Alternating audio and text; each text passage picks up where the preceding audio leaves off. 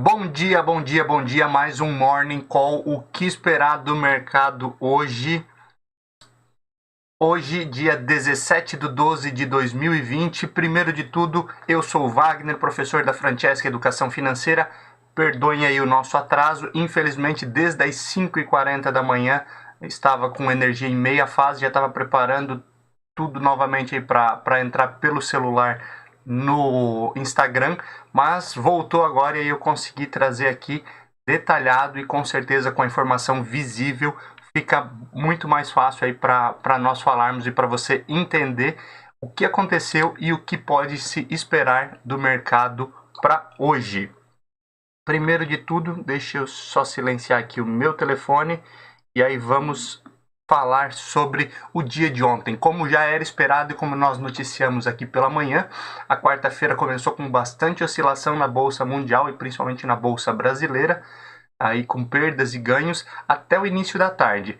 Aí o mercado deu uma acelerada, deu uma normalizada com informações positivas em relação ao Brexit, em relação a pacote de estímulos norte-americano e a aprovação da LDO, Lei da Diretrizes Orçamentárias pelo Congresso e salário mínimo. Isso tudo favoreceu, juntamente com a alta do minério de ferro, o que fez com que a Bolsa Brasileira chegasse aí a praticamente 118 mil pontos. Lembrando que essa é a maior cotação do Ibovespa no ano de 2020. Depois de um ano de 2019, um final de ano de 2019 excelente, tivemos todos os problemas em 2020 e agora retomamos aí uma boa onda, um bom momento e temos algumas boas perspectivas para o final do ano e, obviamente, para 2021. Mas vamos lá, sei que já estamos atrasados, vamos falar então sobre o fechamento do dia 16 do 12 ontem. Ibovespa fechou aí a 117 mil... Aqui, ó, saiu errado. Mas, de qualquer forma, Ibovespa fechou com praticamente 118 mil pontos ontem, alta de 1,45%. O dólar subiu um pouquinho, fechando com alta de 0,33 a 5,10. Lembrando aí que o dólar esteve aí a praticamente 5,80 no mês de outubro. Então isso é excelente aí para o Brasil. Nasdaq, a bolsa de tecnologia norte-americana, alta de 1,50, fechando em 12.658 pontos, novamente recorde. S&P, alta de 0,18, mais discreto, fechando em 3.701. E Dow Jones acima dos 30 mil pontos, 30.154, com uma queda aí de 0,15%. Quando olhamos para a Europa, o euro ontem teve alta de 0,37, fechando aí a R$ 6,20. A Alemanha, bolsa alemã, fechou com alta de 1,52 a 13.565 pontos. França com alta de 0,31 a 5.547 e Reino Unido com alta de 0,88, fechando em 6.570. Reino Unido, desculpa pessoal, não é Covid, tá? É só renite. Mas vamos lá, Reino Unido que vinha aí nos últimos dias de uma certa dificuldade para fechar em alta, voltou aí a quase alta de 1%.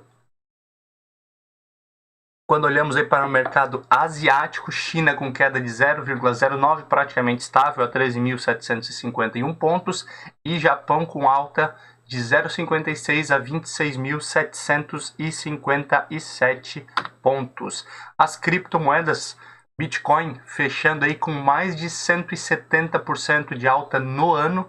Ontem teve aí 7% de alta, ultrapassou os 20 mil dólares o Bitcoin. E o Ethereum acompanhando a alta também, chegando aí a 5,75 de alta ontem.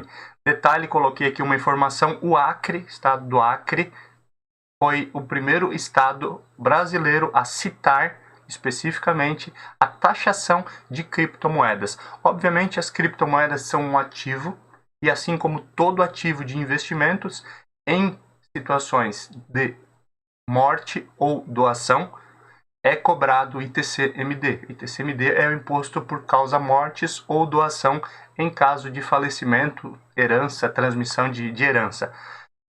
Obviamente já é um ativo, como eu falei, a criptomoeda, mas o Acre agora foi específico em taxação de criptomoedas. Nesse momento é somente o ITCMD que vai de 1 a 8%, dependendo aí do estado e dependendo do valor, mas isso já começa a se movimentar e provavelmente é mais um ativo que será aí citado especificamente aí para os demais estados. Isso deve ampliar com o passar do tempo. Falar sobre o petróleo, o Brent ontem teve alta de 0,61, fechando a 51,07, e o WTI uma alta de 0,52, fechando a 47,87.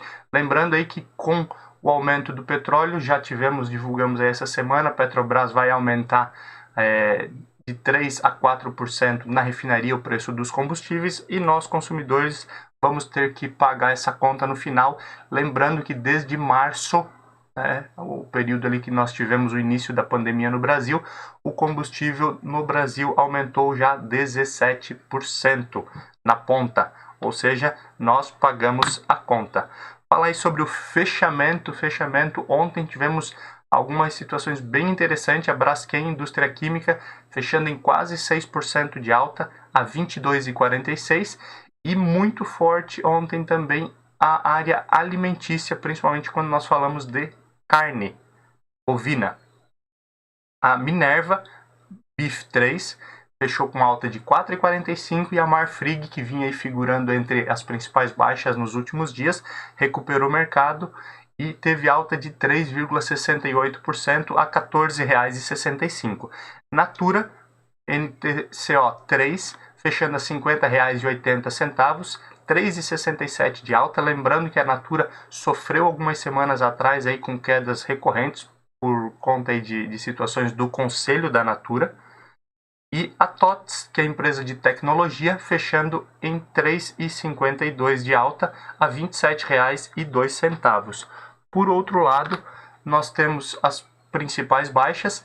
Aí vemos Elet 3 e Elet 6, que vinham aí de boas altas, tendo quedas aí Elet 3 de 3,72% e Elet 6 de 2,83% ontem. E Dux, que é o grupo da Estácio Educação, fechando novamente entre as principais quedas, tendo aí ontem queda de 2,34% a R$ 33,69. Sabesp, que é a empresa de saneamento do estado de São Paulo, fechando aí com queda de 1,90, e Gol fechando aí com queda de 1,29 a R$ 16,66. Novamente, não é um dia de grandes perspectivas ou de grandes movimentações em agendas de indicadores no Brasil, mas quando olhamos para indicadores mundiais, nós temos alguns dados importantes que serão divulgados hoje. Confiança dos empresários na França é um dado importante aí para a União Europeia, pensando aí principalmente porque muitos países estão voltando a um lockdown, a um shutdown, devido ao aumento do coronavírus. Também temos na União Europeia o registro de carros novos, referente ao mês de novembro, a inflação da zona do euro no mês de novembro, pedidos de seguro-desemprego nos Estados Unidos, que é um grande balizador também da economia norte-americana, e hoje a divulgação da inflação referente ao mês de novembro no Japão. Quando vamos para o campo político, meu Deus do céu, né? O Brasil é uma caixinha de Pandora, continua a briga política na Câmara. Ontem, mesmo com a aprovação da LDO, Maia acusou o governo de não manter o compromisso de austeridade fiscal, visto que ele, Maia, se propôs a incluir no plano de auxílio aos municípios, estados e municípios, gatilhos, assim como foi feito aí com o plano nacional, e os municípios terem algumas obrigações de acordo com gatilhos que alcançassem em relação à sua arrecadação. A partir de X% ter esse tipo de gatilho, a partir de tanto você ter outras restrições. E o governo simplesmente disse, deixa para lá, vamos aprovar do jeito que está, o importante é a aprovação, e continua essa briga principalmente aí porque vemos a disputa aí pelas casas, Câmara e Senado. Vamos falar um pouquinho mais sobre isso. Falando aí em imunização, que nós já viemos falando aí durante toda a semana, finalmente, não sei se por conversas ou simplesmente porque talvez o Brasil tenha se atrasado e ficou sem muitas opções. Ontem eu divulguei aí a quantidade de vacinas que o Brasil já tinha negociado com as principais empresas, e era aquela briga entre governo do estado de São Paulo e governo federal em relação à Coronavac, que é aquela vacina chinesa que já está sendo desenvolvida também pelo Butantan. Até então, o governo federal não queria incluí-la no Plano Nacional de Imunização, e ontem ela foi inclusa juntamente com outras 3 vacinas. Então se espera aí que realmente no ano de 2021 tenha uma grande quantidade de vacinas para imunização da população brasileira. Falando aí em parte assistencial, o Bolsa Família, se você lembrar, falamos algumas vezes já no nosso Morning Call sobre o Renda Cidadã, que era o programa que o governo federal queria criar para substituir o Bolsa Família. Ele foi desestimulado devido à dificuldade, e agora se planeja um aumento tanto em valor do Bolsa Família quanto em quantidade, para que possa atender mais pessoas. Então isso é uma notícia importante. Ontem também foi votado e aprovado o salário mínimo de R$ 1.088 para o ano de 2021. Falando em Câmara e Senado, na Câmara tem uma grande briga, já no Senado provavelmente a candidatura única será do MDB, que deve definir aí o seu candidato, visto que tem a maioria da bancada do Senado e não haverá uma disputa específica pela presidência da Casa. Outro detalhe importante, estamos em uma briga em relação à vacinação. Muitos não querendo tomar vacina, teoria da conspiração, me desculpem aqueles que não acreditam, mas muita gente aí vem falando de teorias da conspiração em relação não só à vacina do coronavírus, mas diversas outras vacinas. Mas isso é uma opinião pessoal. A notícia importante é que o ministro do STF, o Lewandowski, ele se manifestou como favorável à obrigatoriedade da vacina para os brasileiros. Situação que é contrária ao que diz o presidente Jair Bolsonaro, que não quer fazer a obrigatoriedade, muito pelo contrário, quer que cada brasileiro que tome a vacina assine um termo de ciência, de compromisso e de que pode haver efeitos colaterais. Falando em economia, agora o Chile, primeiro país aí da América Latina, da América do Sul, a aprovar o uso emergencial da vacina. Qual vacina? A vacina da Pfizer, que é aquela que já foi aprovada nos Estados Unidos, é aquela que já foi aprovada no Reino Unido. Lembrando que Estados Unidos e diversos outros países que já aprovaram alguma vacina estão também aprovando outras ou em fase de aprovação. Então, o Chile foi o primeiro país a aprovar esse uso emergencial, e o Brasil deve se encaminhar para algo nesse sentido nos próximos dias também.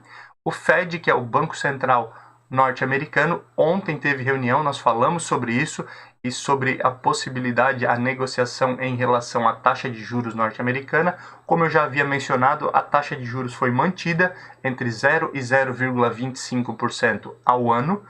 E a informação mais importante, que foi o que animou os mercados e anima os mercados para hoje também, visto que hoje as principais bolsas do mundo estão aproveitando uma alta novamente, o Fed se comprometeu a continuar comprando bilhões em títulos públicos do governo norte-americano. O que isso influencia? Vamos lá para uma aulinha prática aí só para você entender.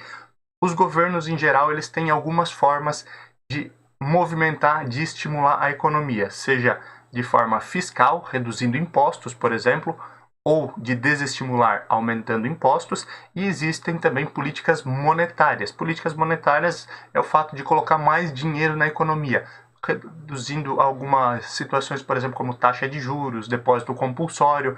Nós podemos até fazer uma aula específica sobre isso, mas só para você entender especificamente, quando o governo ele compra títulos que ele havia vendido da dívida pública, ele está colocando dinheiro no mercado. Tendo dinheiro no mercado, esse dinheiro vai circular, e o dinheiro circulando movimenta a economia, e é o que o Banco Central norte-americano quer, o Fed, inclusive com um aumento gradual da inflação. apesar que o próprio presidente, o Jerome Powell, falou ontem que o aumento da inflação devido a essa crise deve demorar alguns anos e o governo está ciente disso.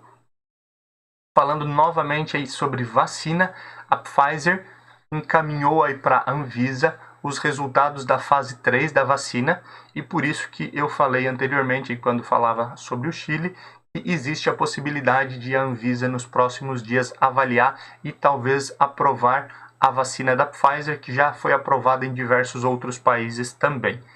Outra notícia importante do âmbito econômico, a ANEEL, Agência Nacional de Energia Elétrica, né? Falando em energia elétrica, lembrando que eu fiquei sem aqui, mas tudo bem, acontece. Não sei se alguém bateu, só escutei um estouro às 5 e pouco da manhã. Mas a ANEEL vai fazer um novo leilão de linhas de transmissão de energia, o que deve beneficiar e favorecer aí o crescimento de empresas da área de tecnologia, da área de transmissão.